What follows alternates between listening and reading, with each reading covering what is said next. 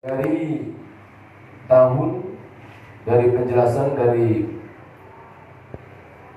bab tahun kedua hijrah adalah al-masyru'at, syariat-syariat yang dilakukan, yang diperintahkan oleh Allah Subhanahu wa taala bagi kaum muslimin, menjelaskan tentang beberapa syariat. Di antaranya adalah tahwilul qiblah, berpindahnya kiblat, shaum Ramadan, puasa Ramadan, zakatul fitri, dan menjelaskan tentang zakat fitrah, wa zakatul mal, dan zakat mal, sholatul aidaini, dan juga akan dijelaskan tentang sholat Idul Fitri dan Idul Adha atau aidaini. Fi sanati tsaniyah min al-hijrah tahawwalat al-qiblah. Di dalam tahun yang kedua dari hijrahnya Nabi, berpindah atau kiblat umat muslimin, kaum muslimin berpindah min Baitul Maqdis ilal Ka'bah. Yang tadinya kiblat umat Islam itu awalnya itu adalah Baitul Maqdis, atau sekarang Masjidil Aqsa, Palestina, ya, di Palestina. Ilal Ka'bah, dipindahkan ke Ka'bah. Berarti kiblat pertamanya adalah di umat Islam dulu pernah, ya, dalam beberapa bulan itu kiblatnya bukan di Ka'bah tapi di Baitul Maqdis di Palestina, atau sekarang itu Masjidil Aqsa, ya, ilal Ka'bah, dipindahkan ke Ka'bah. Ba'da an dhalla al-muslimuna yastaqbiluna Baitul Maqdis 16 syahran. Setelah kaum muslimin menghadap Baitul Maqdis selama 16 bulan. Wa fi syahri Sya'ban aujaballahu shauma Ramadhana 'alal muslimin.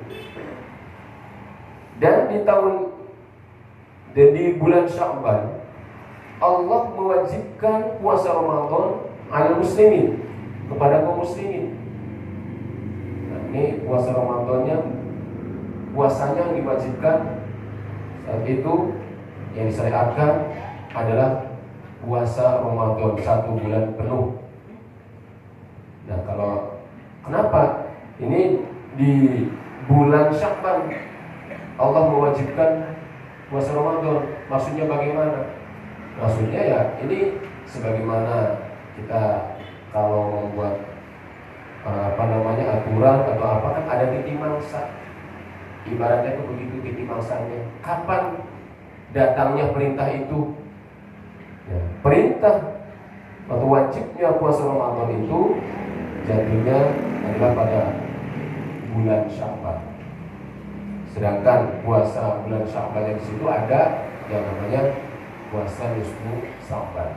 Untuk kewajiban dalam syariat Islamnya yang merupakan puasa wajibnya atau puasa fardunya adalah di bulan suci Ramadannya, selama 1 bulan penuh.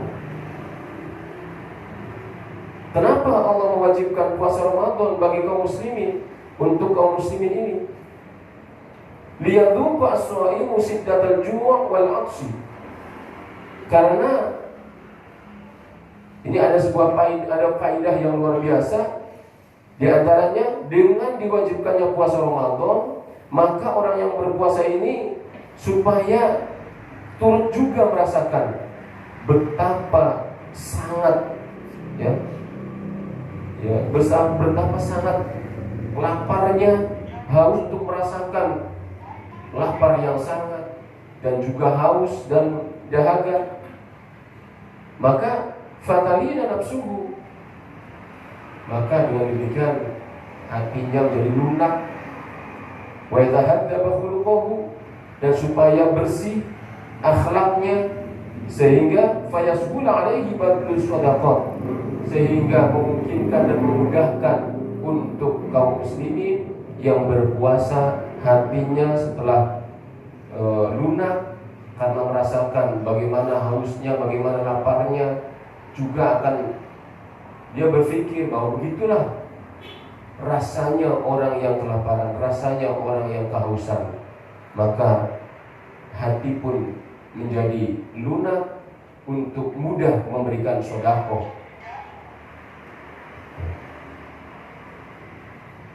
Wa fiha aujaballahu zakatul fitri. Dan di dalam tahun yang kedua hijrah itu juga Allah mewajibkan zakatul fitri, zakat fitrah. Rahmatan bil fuqara'i wal masakin wa du'afai. Ini sebagai bentuk rasa kasih sayang Allah terhadap orang-orang fakir, orang-orang miskin, dan juga kaum yang lemah. Ini antara fakir dan miskin, ya, perbedaannya kalau orang fakir itu ya tidak memiliki apa-apa, serba kekurangan. Kalau fakir itu, ya, kalau miskin itu ya ada punya pekerjaan tapi tidak bisa memenuhi kebutuhan keluarganya, kurang dari cukup. Kalau fakir keadaannya melebihi daripada miskin. Nyaris kalau orang fakir itu nyaris tidak memiliki penghasilan. Ya, kaum yang lemah, ini adalah bentuk kasih sayang Allah untuk fuqara wal masakin dan orang-orang yang kaum yang lemah, wasaddan li hajatihim, dan untuk memenuhi kebutuhan mereka, dan juga li idkhali surur alaihim, dan pada saat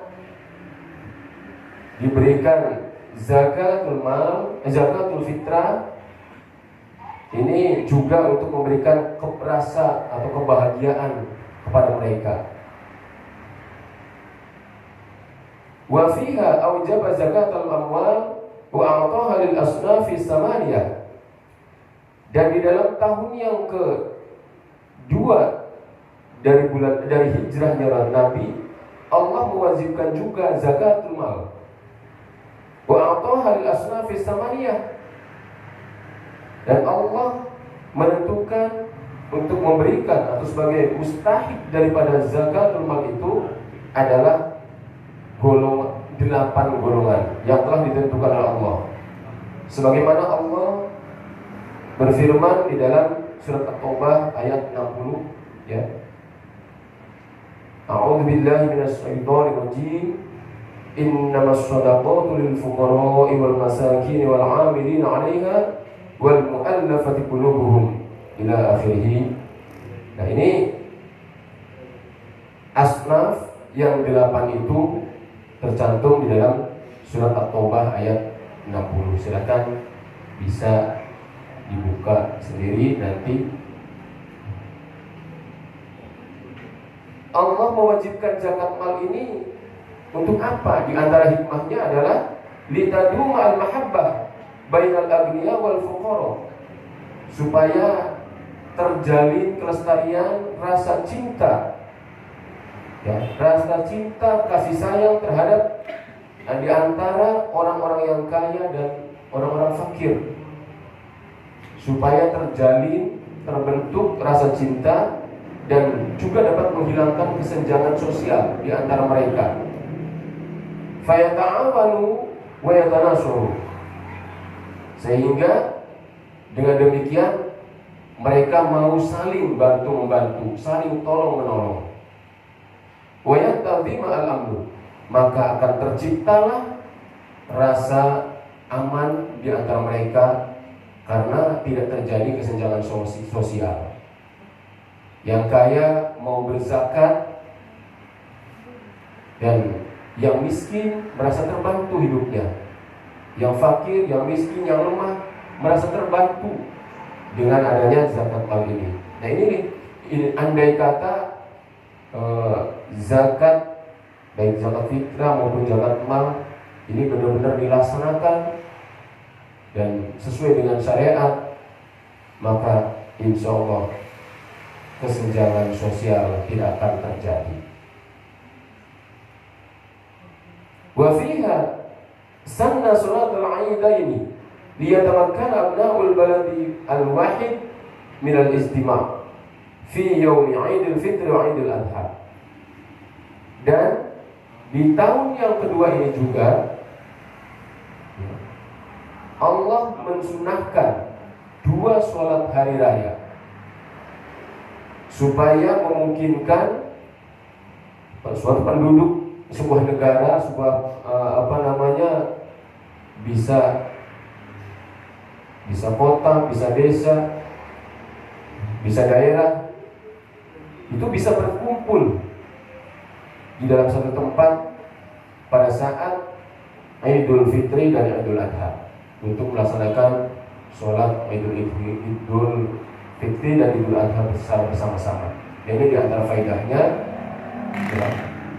di antara manfaatnya, sehingga terjalinlah rasa ukhuwah Islamiyah yang luar biasa. Mereka saling, apalagi terlebih pada saat sholat Idul Fitri ini diteruskan dengan acara silaturahim.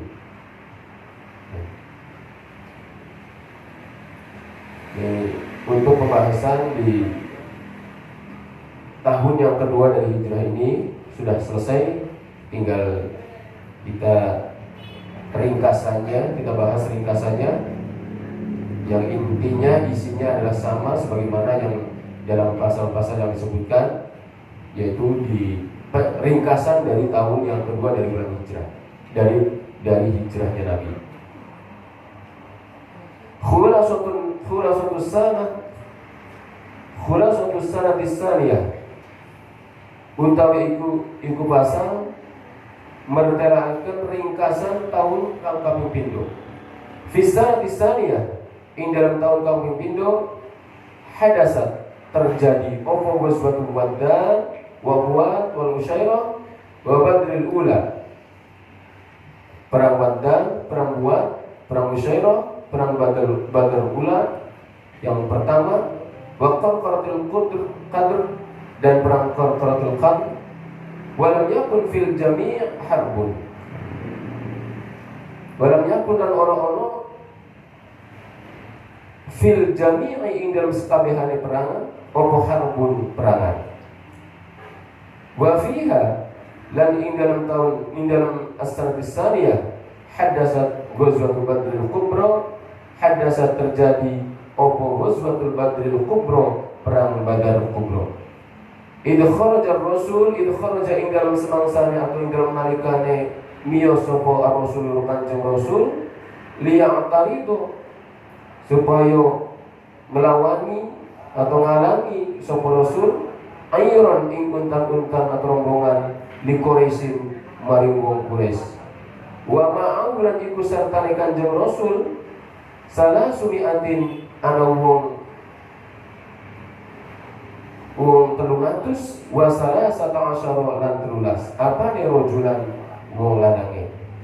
Walamma alima lan ing dalam semangsane weruh sapa Quraisy kaum Quraisy bi khurujihi kelawan medale kanjeng rasul arsalat mongko kirim utusan sapa Quraisy tis'amiatin ing wong 100 wa khamsina lan 50 apane rojulan wong lanange.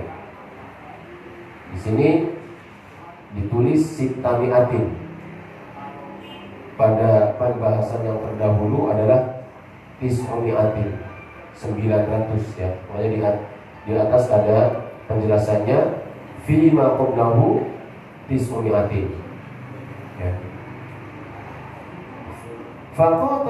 Faqatalahum mongko perangan sapa kanjeng Rasul sapa kanjeng faqatalahum mongko merangi ing Quraisy atau ing tis'amiah sapa ar-rasul kanjeng Rasul hatta in hazamu sehingga pada perkelayu atau pada kocar kacir sapa tis'amiah wa qutilan dan bunuh minhum saking tis'amiatin sapa sapauna wong 70 wa usirolan den tawan sapa sab'una wong 70 walam yuktal lan orang den pateni minal muslimin saking wong muslim saking pira-pira wong muslim illa arba'ata asyara illa arba'ata asyara angin wong 14 apa nih rojulan wong lanang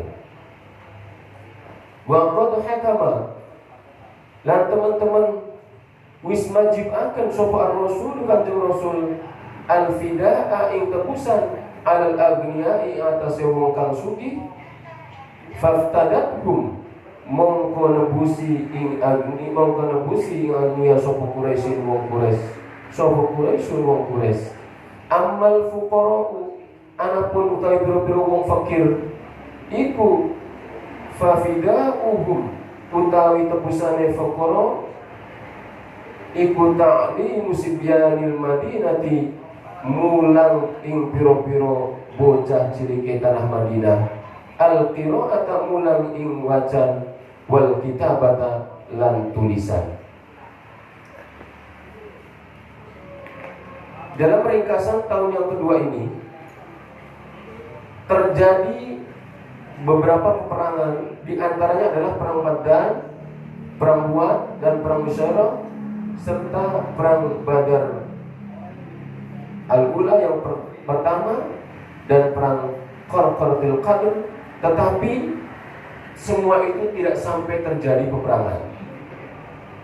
Walam yakun fil jami'i harbun, semuanya tidak sampai terjadi peperangan. Wa fiha haddatsat ghazwatul Badri al-Kubra, dan di dalam tahun itu justru yang terjadi adalah perang Badar Kubra.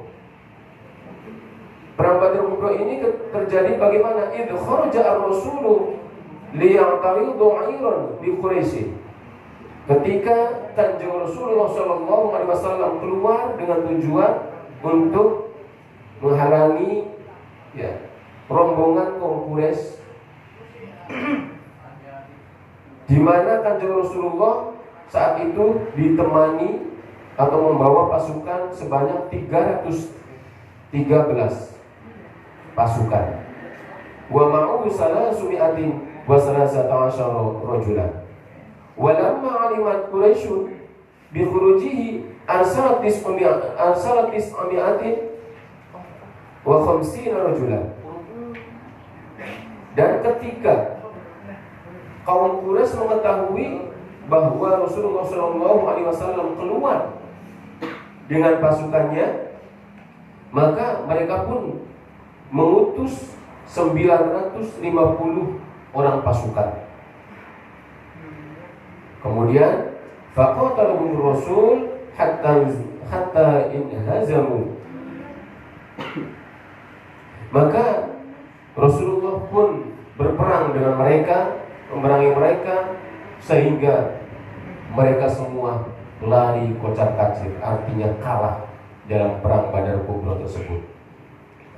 Wa qutila minhum sab'una, dan dari golongan musuh, dari golongan orang-orang Quraisy ini terbunuh 70 orang. Wa usira sab'una, dan ditawan 70 orang.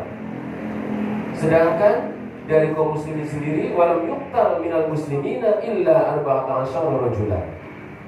Dari golongan kaum muslimin itu hanya 14 orang saja yang terbunuh, yang tewas, yang gugur di medan perang saat perang Badar. Wa qad hakama Rasul al-fida'a al-agniya. Kemudian Kanjeng Rasulullah SAW mewajibkan untuk orang-orang kaya, tebusan untuk orang-orang kaya. Kemudian orang-orang Quraisy menebus mereka dengan tebusan yang telah ditentukan, yang sudah diterangkan terdahulu. Sedangkan untuk orang-orang fakir, wa amal fuqara'u fafida'uhum ta'limu sibyan al-Madinah al-qira'ata wal kitabata. Sedangkan untuk orang-orang yang fakir, yang tidak memiliki harta benda, maka sebagai tebusannya adalah diwajibkan untuk memberikan pengajaran kepada anak-anak kecil Madinah, ya, anak-anak Madinah, mengajarkan atau memberikan pengajaran yaitu baca dan tulis. Ini sebagai tebusannya. Subhanallah. Jadi begitu bijaksananya Kanjeng Rasulullah SAW memperlakukan mereka para tawanan-tawanan perang pada saat perang Badar. Itu pun atas usulan Abu Bakar, bahwa di antara tebusannya itu adalah untuk orang-orang yang kaya bisa ditebus dengan sejumlah uang, dinar atau dirham. Kemudian untuk orang-orang yang fakirnya, sebagai tebusannya yaitu diberi keringanan, hanya memberikan pengajaran, disuruh ulang, disuruh ngajari baca dan tulis untuk anak-anak Madinah. Wa fi hadisana hadasat ghazwatu Bani Qainuqa. Dan wa fi hadisana dalam ikilah tahun, itu tahun as-sanati tsaniyah, hadasat ghazwatu Bani Qainuqa. Hadasat terjadi apa ghazwatu Bani Qainuqa, peperangan Bani Qainuqa, nama kabilah. Wa hum utai Bani Qainuqa iku qaumun min Yahudil Madinah. Iku kaum min Yahudil Madinah, ya, dari kaum Yahudinya tanah Madinah. Khanu kang pada khianat sopo kaum atau Bani Qainuqa al-ahda ing perjanjian. Fahasyuruhum mongko ngepung ing Bani Qainuqa sapa ar-rasul Kanjeng Rasul wa taraga lan musir sapa Kanjeng Nabi hum ing Bani Qainuqa minal Madinah, saking tanah Madinah. Di dalam tahun ini juga terjadi peperangan Bani Qainuqa. Mereka itu adalah kaum dari Yahudi Madinah, kaum Yahudi Madinah. Khanu al-ahda fakhasaruhum ar-rasul. Mereka itu mengkhianati perjanjian yang telah ditetapkan, ya, mengkhianati perjanjian yang telah ditetapkan untuk tidak memerangi Kanjeng Nabi, untuk tidak mengganggu, saling mengganggu. Tapi mereka akhirnya berkhianat, yang pada akhirnya justru mereka dikepung oleh Rasulullah SAW dan kemudian diusir dari tanah Madinah. Ini sebagai hukumannya. Padahal waktu itu sudah diadakan perjanjian damai untuk tidak saling memerangi. Wa fiha tahawwalatil qiblah. Wa fiha lan ing dalam sanati saniyah tahawwalat pindah atau ngalih apa al-qiblatul qiblah min Baitul Maqdis ila al-Ka'bah. Nah, ini masih ringkasan pembahasan dari tahun yang kedua Hijrah. Ya. Di dalam tahun ini terjadi peristiwa pemindahan kiblat kaum muslimin dari Baitul Maqdis atau Masjidil Aqsa di Palestina berpindah ke Ka'bah. Wa furidu shaum Ramadan, dan juga dalam tahun ini diwajibkan puasa Ramadan, wa zakatul fitri, dan zakat fitrah, wa zakatul mal, dan zakat mal sebagaimana tadi yang sudah diterangkan. Wa sunnatul aidaini. Nah, ini yang belum diterangkan, ini adalah wa tazawwaja Aliyun bi Fatimah.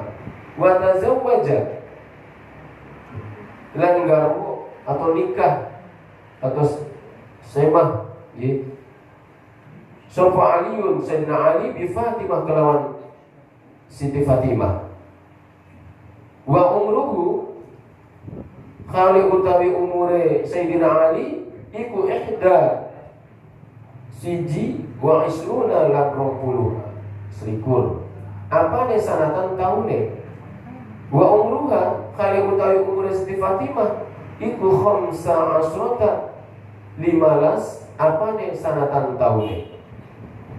Wa fiha lan ing dalam asrati saniyah dakhala dukhul atau jima sapa dukhul sapa ar-rasul kanjeng rasul bi Aisyah kelawan Siti Aisyah. Wa sinnuha kali utawi umure Aisyah irdaka ing dalam nalikan mengkono dukhul iku tis'u sanawatin sanga piro-piro tahun. Wa fi hadisana tufiyat wa fi hadisana tilang ing dalam ikilah tahun tufiyat sedo atau wafat sapa Ruqayyah Dewi Ruqayyah bintu Rasul kan dari putrinya Kanjeng Rasul sallallahu alaihi wasallam.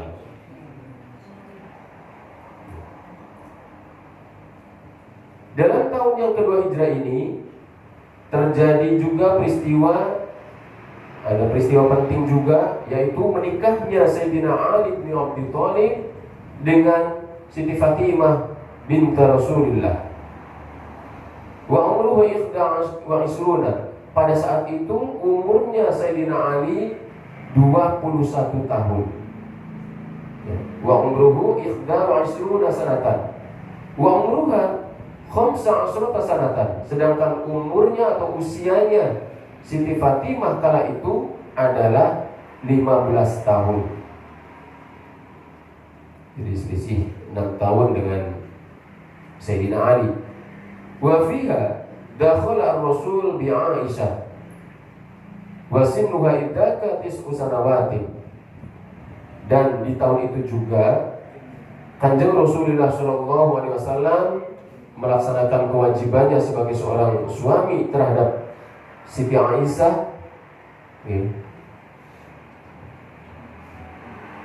Jadi yang dalam sejarah pada saat Rasulullah sallallahu alaihi wasallam menikah dengan Siti Aisyah itu, ketika itu Siti Aisyah usianya baru berapa tahun? Masih kecil ya, baru 6 tahun. Kalau sekarang nggak boleh. Kalau sekarang itu ada pasalnya, ya, menikahi seorang gadis di bawah umur nggak boleh. Tapi itu adalah kalau Kanjeng Rasulullah SAW itu atas segala sesuatunya atas perintah Allah. Tetapi saat beliau menikah dengan Siti Aisyah yang kala itu usianya masih sangatlah muda, menurut menurut kisah itu masih usia 6 tahun. Ada yang bilang 7 tahun. Tapi ini wallahu a'lam ya. Yang jelas pada saat itu Rasulullah belum melaksanakan melaksanakan kewajiban untuk menjima atau melaksanakan kewajiban sebagai seorang suami terhadap Siti Aisyah. Pada saat itu masih kecil, baru ketika usia 9 tahun, yaitu pada tahun kedua dari Hijrah. Wa fi hadisana tufiyat Ruqayyah. Dan di dalam tahun ini pula terjadi peristiwa duka, yaitu Siti Ruqayyah bintu Rasulullah sebagai putrinya Kanjeng Nabi juga saat itu wafat. Di mana saat Ruqayyah wafat itu sudah menjadi istrinya sahabat Nabi, yaitu Utsman bin Affan. Yang kemudian nanti Utsman pun setelah sepeninggal Ruqayyah nanti dinikahkan kembali dengan adiknya Ruqayyah, yaitu siapa? Ummu Kulsum ya, dinikahkan kembali nanti dengan putri Rasulullah. Maka dengan demikian Sayyidina Utsman bin Affan ini dikenal dengan julukan Dzunuraini, ya, orang yang memiliki dua cahaya, yaitu bisa atau diberikan keistimewaan dinikahkan dengan dua putri Rasulullah, yaitu Ruqayyah dan Ummu Kulsum. Nah, itulah ringkasan peristiwa yang terjadi di dalam tahun yang kedua. Masih ada waktu ya. Kita lanjutkan di halaman 22.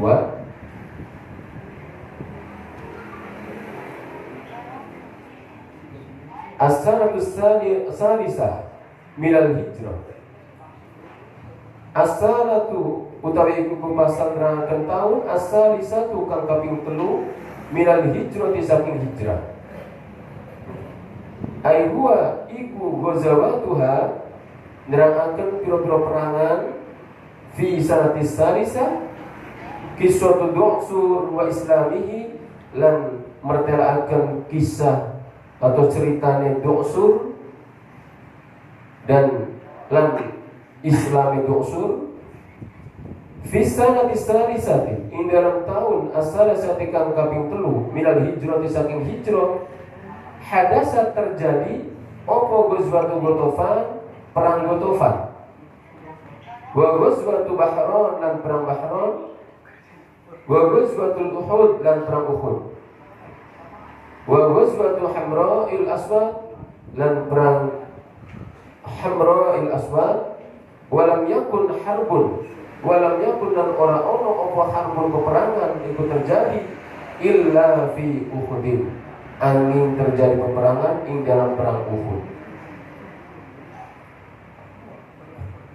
Dalam pasal ini dijelaskan ya di tahun ketiga hijrah ini nanti menjelaskan tentang beberapa peristiwa peperangan dan kisahnya seorang du'sur serta menjelaskan tentang Islam, masuk Islamnya du'sur. Fi sanati salisah minal hijrah hadasat ghazwatu Ghatafan wa ghazwatu Bahran wa ghazwatu Uhud wa ghazwatu Hamra'il Aswad. Pada tahun yang ketiga hijrah itu terjadi beberapa peperangan, di antaranya adalah perang Ghatafan, perang Bahran, perang Ghazwatul Uhud, perang Uhud dan perang Hamra al-Aswad. Walam yakun harbun illa fi Uhud. Tetapi dari semua itu tidak sampai terjadi peperangan kecuali perang Uhud. Nanti di mana dalam perang Uhud ini akan dijelaskan kemudian dalam pasal-pasal selanjutnya. Untuk selanjutnya kita beralih kepada pembahasan peperangan Ghatafan. Ghazwatu Ghatafan utawi iki uga pasal nerangkan perang Ghatafan. Kharaja miyo sapa ar-rasul kanjeng Rasul sallallahu alaihi wasallam. Sallallahu mugi paring tambah rahmat sapa Allah Gusti Allah alaihi atase kanjeng Rasul wa sallamalan mugi paring tambah keselamatan sapa Allah alaihi. Kharaja ila ghazwati Ghatafan. Miyo sapa kanjeng Rasul ila ghazwati Ghatafan maring perang Ghatafan. Li muharabati Arab krana merangi pira-pira wong Arab. Aradu kang pada ngarep akan sapa Arab al-ghara ing perang al-ghara ing merangi alal Madinati ing atase kena Madinah.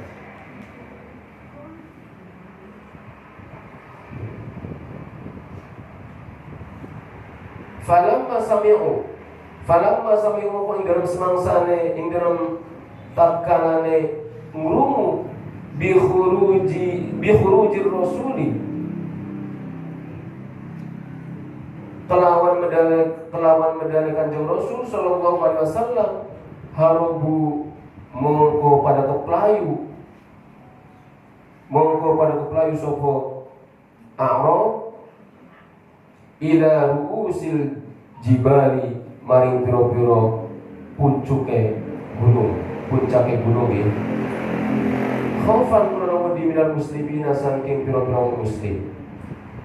wa hadasalan terjadi apa anna rasula teman setuhune Kanjeng Rasul alaihi salatu wassalam iku naza'a nyofot sapa Kanjeng Rasul saubahu ing dodote Kanjeng Rasul atau ing pakaiane Kanjeng Rasul liujaffifahu supaya garing akan sapa Kanjeng Rasul ing saub min matorin saking udan ballalahu atas sapa udan ing saub wartaha lan krono istirahat sapa Kanjeng Rasul tahta syajaratin ing dalam ana sore wit wal muslimuna kawale utawi wong muslim iku mutafarriquna pada pisah-pisah sapa muslim.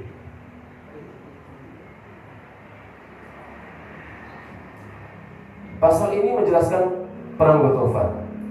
Ketika Rasulullah SAW keluar pada saat perang Ghatafan untuk memerangi orang-orang Arab. Kalau Arab ini beda dengan Arab ya.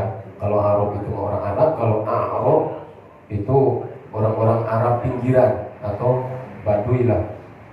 Ya. Orang-orang Arab. Arab itu al-Madinah.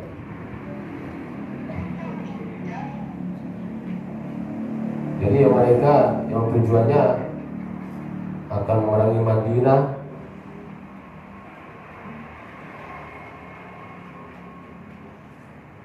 Kemudian pada saat Kanjeng Rasul pergi, ya, didengar oleh orang-orang Arab, mereka semua lari di atas puncak-puncak gunung, khaufan minal muslimin, karena takut terhadap orang muslim.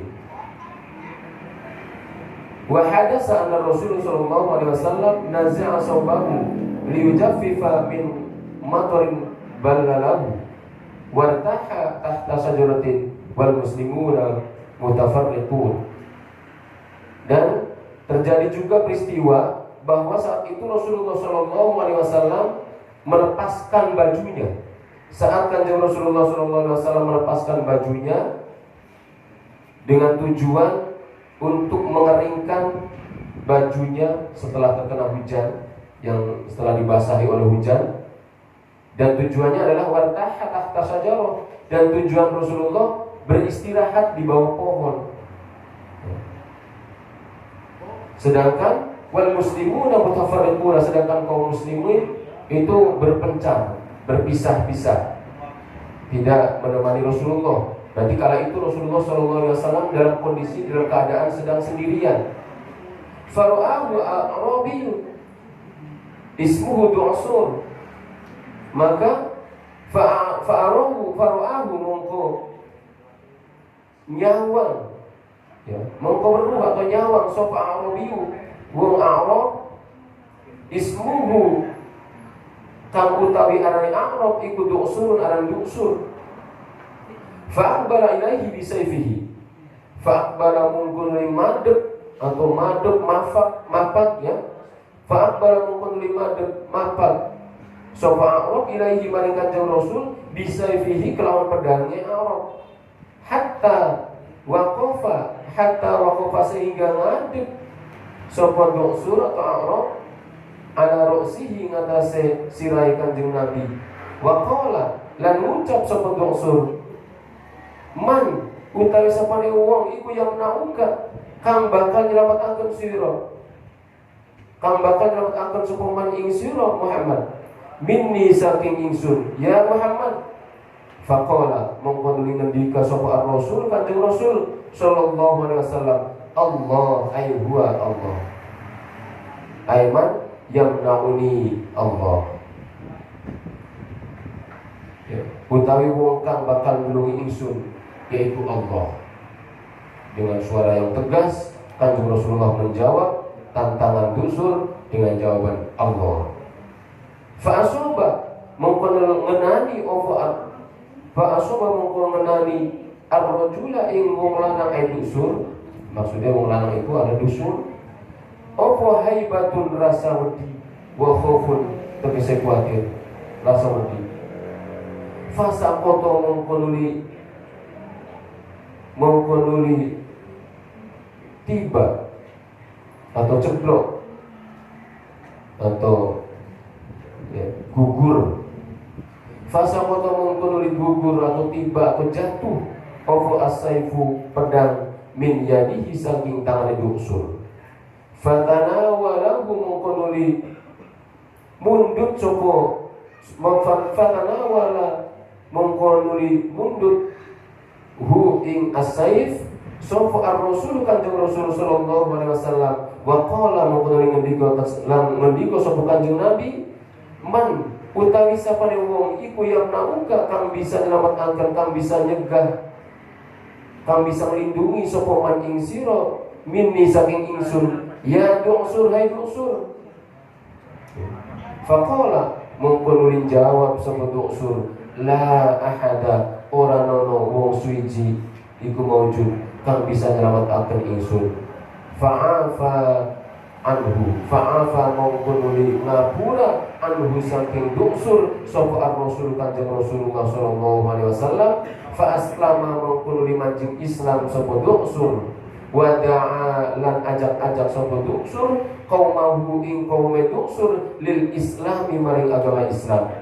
Wa hawala lan ngalih sapa Allah Gusti Allah qalbahu ing atine Duksur min adawati rasuli saking musuhi kanjeng Rasul sallallahu alaihi wasallam wa jama'in nasi lan ngumpulaken manusa li harbihi maring merangi kanjeng Nabi ila mahabbatihi ngalih maring demen ing kanjeng Nabi wa jama'in nasi lan ngumpulaken manusa lahu maring kanjeng Nabi. Ketika Rasulullah sallallahu alaihi wasallam sedang melepaskan bajunya selesai perang, ya, selesai perang itu kanjeng Rasulullah keluar, kemudian setelah melepaskan bajunya dan berteduh di bawah sebuah pohon, sedangkan kaum muslimin tidak ada yang menemani, tidak ada yang menemani Rasulullah kala itu. Jadi kala itu Rasulullah dalam kondisi dalam keadaan sedang sendirian.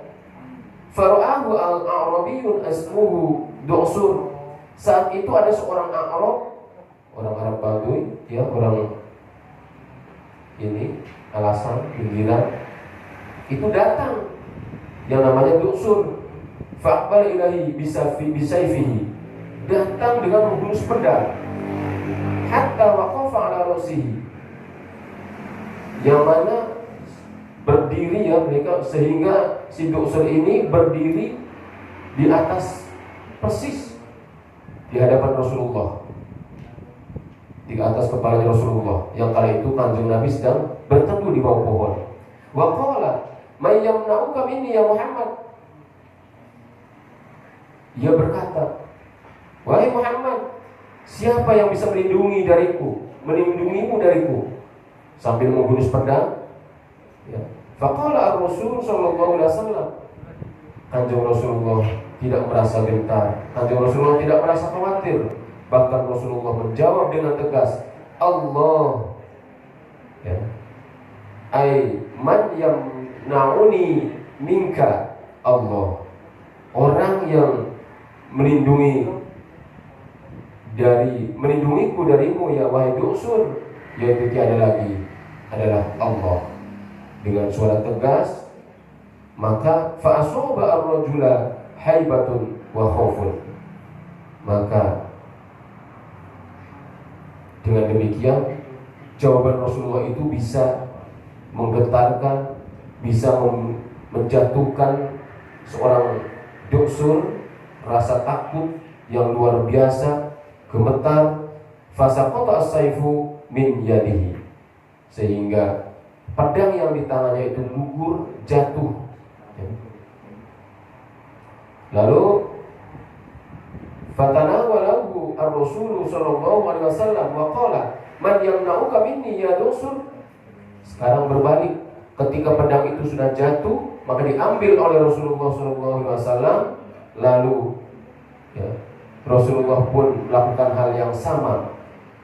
Pedang itu dihunuskan kepada Duksur. Wahai Duksur, sekarang siapa yang bisa melindungimu dariku? Kemudian faqala la ahada. Duksur dengan suara yang gemetar, dengan rasa takut yang sangat, Duksur menjawab, tidak ada seorang pun yang bisa melindungiku, yang bisa menolongku. Tetapi apa? Rasulullah SAW bukanlah orang yang kejam. Fa'afa anhu ar-Rasul SAW. Ketika Duksur sudah lemah, tidak berdaya, karena tidak ada pedang di tangannya, bahkan dengan gemetaran ditodong oleh Rasulullah dengan pedangnya, Duksur menjawab, tidak ada seorang pun yang bisa menolongku. Akhirnya Kanjeng Rasulullah memaafkan Duksur. Dengan ini Duksur mulai simpati kepada Rasulullah, dan saat itulah hidayah Allah datang. Duksur pun akhirnya masuk Islam. Fa'aslama wa da'a qaumahu lil Islam.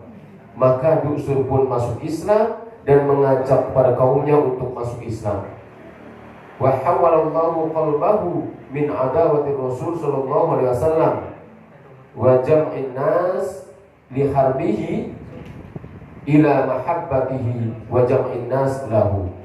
Yang tadinya ya, Duksur itu sangat memusuhi Rasulullah, maka Allah memindahkan atau merubah hati Duksur yang tadinya memusuhi Rasulullah SAW dan mengumpulkan orang-orang untuk memusuhi Kanjeng Nabi, tetapi dipindah menjadi rasa cinta yang luar biasa kepada Kanjeng Nabi, ya. Dan juga yang tadinya mengumpulkan orang-orang untuk memusuhi Kanjeng Nabi berpindah mengumpulkan manusia, mengumpulkan orang-orang untuk ikut bersama Rasulullah SAW, mengikuti ajaran Rasulullah SAW. Artinya Allah Subhanahu wa taala memberikan hidayah kepada Duksur sehingga masuk Islam, dan bukan hanya dirinya yang masuk Islam, tetapi Duksur berusaha dengan keras untuk mengajak kaumnya juga mengikuti ajaran Rasulullah SAW. Inilah satu kisah yang luar biasa, di mana mungkin kalau yang terjadi pada diri kita ketika kita diancam dalam kondisi sendirian, kemudian tidak ada yang menolong. Tetapi ketika keadaan berbalik, orang yang mengancam itu justru lengah, dan pada akhirnya berbalik keadaan, justru orang yang mengancamnya itu ini terancam oleh kita. Mungkin kalau kita sih mungkin memiliki